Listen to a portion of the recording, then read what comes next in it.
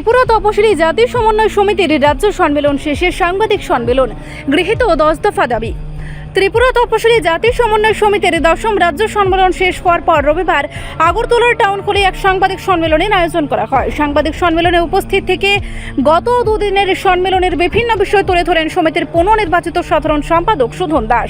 তিনি জানান, সম্মেলনের সভাপতি পদে পুনরায় বহাল রয়েছেন রতন ভৌমিক। পাশাপাশি 22 জনের সম্পাদক মণ্ডলী এবং 159 জনের রাজ্য কমিটি গঠন করা হয়েছে, যা আগে ছিল 127 জনের। সুধন দাস জানান, বর্তমানে সংগঠনের অধীনে 661টি প্রাথমিক কমিটি, 163টি অঞ্চল কমিটি, 23টি মহকুমা কমিটি এবং রাজ্যের 8টি জেলায় কমিটি রয়েছে। এবারের সম্মেলনে মোট 617 জন প্রতিনিধি অংশগ্রহণ করেন, যার মধ্যে 68 জন মহিলা প্রতিনিধি ছিলেন। সম্মেলনে মোট 28 জন প্রতিনিধি বিভিন্ন বিষয়ে আলোচনা করেন। তিনি অভিযোগ করে বলেন, সারা দেশে দলিতদের উপর আক্রমণ ও অর্থনৈতিক শোষণ ক্রমশ বাড়ছে, চাকরির সুযোগ কমে যাচ্ছে এবং কর্মসংস্থানের অভাবে দলিত সমাজের মানুষ নানা দিক থেকে বঞ্চনার শিকার করছেন।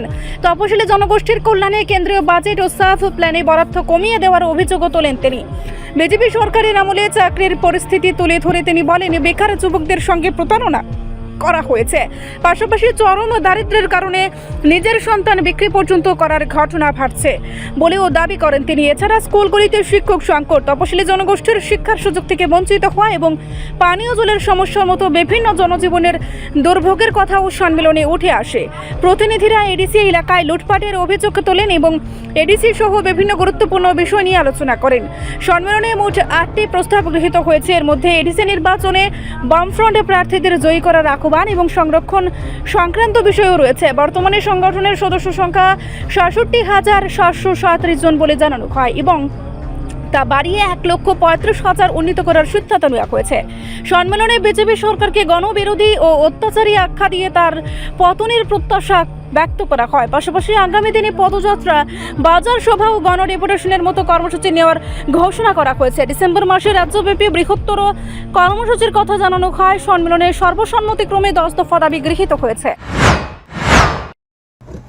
শুভেচ্ছা জানিয়ে আমাদের আজকের এই সাংবাদিক সম্মেলনের যে বিষয় আপনাদের সামনে তুলে ধরছি।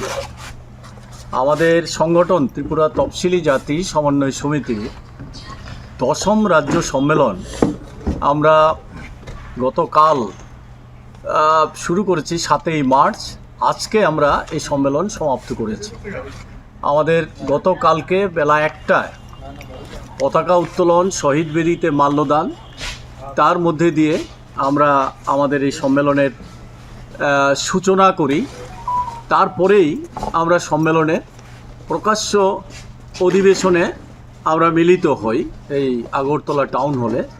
এই সম্মেলন মঞ্চে এবং নগরের নামকরণ আমরা করি comrade Sitaram Yechury Nagar, comrade Bidhubhushan Malakar, comrade Mohanlal Das, comrade Dulali Dhanu ও কমরেড হরিচরণ সরকার মঞ্চ।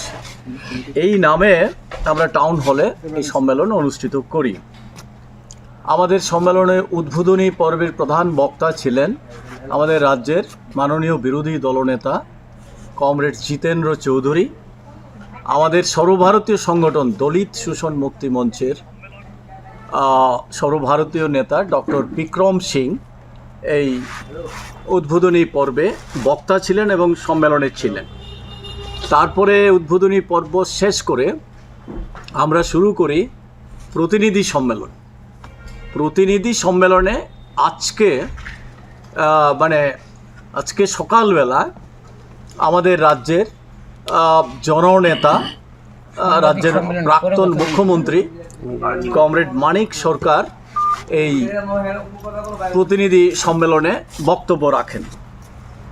এছাড়া আমরা গতকালকেই 7ই মার্চ প্রতিনিধি সম্মেলন আমরা শুরু করি। আমাদের রাজ্য কমিটির তরফ থেকে প্রতিবেদন, খসড়া প্রতিবেদন আমরা সেখানে উপস্থিত করি। আমাদের সম্মেলনে সারা রাজ্য থেকে মোট 617 জন প্রতিনিধি অংশগ্রহণ করেন। তার মধ্যে মহিলা প্রতিনিধি ছিল 68 জন। আমরা এই সম্মেলন প্রক্রিয়া শুরু করি অনেক আগে থেকেই। আমরা গত বছরের জুন জুলাই মাস থেকে শুরু করি।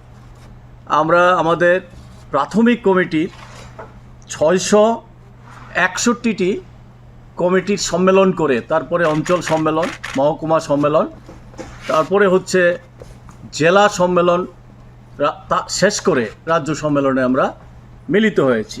এই পর্বের সমস্ত প্রক্রিয়াটা আমরা এই শেষ করে রাজ্য সম্মেলনে এসে মিলিত হয়েছি। তো আমাদের এই সম্মেলনে সারা রাজ্য থেকে যারা প্রতিনিধিরা এসেছেন তাদের মধ্যে আলোচনায় অংশগ্রহণ করেছে 28 জন প্রতিনিধি, তারা অংশগ্রহণ করেছেন এবং সামগ্রিক আলোচনার মধ্যে যেটা উঠে এসেছে, সারা দেশের দলিতদের উপর যে আক্রমণ চলছে এটা দিনের পর দিন বাড়ছে। বিশেষ করে 2014 সালে বিজেপি সরকার আসার পর থেকে এই দলিতদের উপর আক্রমণ বেড়ে গিয়েছে। এটা যেমন একটা দিক, সামাজিকভাবে নির্যাতন, অর্থনৈতিক দিক থেকেও দলিত অংশের মানুষের উপর যেমন অর্থনৈতিক শোষণ, এটা সামগ্রিকভাবে সব অংশের গরিব মানুষের, কি কৃষক বলি, শ্রমিক বলি, সাধারণ মানুষ, বেকার যুবক, তাদের কর্মসংস্থান দিনের পর দিন কমে আসছে। কৃষকদের ন্যায্য মজুরি পাচ্ছে না। ক্ষেত মজুর অংশের যারা আছে, সর্বভারতীয় ক্ষেত্রে সবচেয়ে বেশি হচ্ছে তফসিলি অংশের মানুষ। রিপোর্ট সংবাদ প্রতীক্ষা।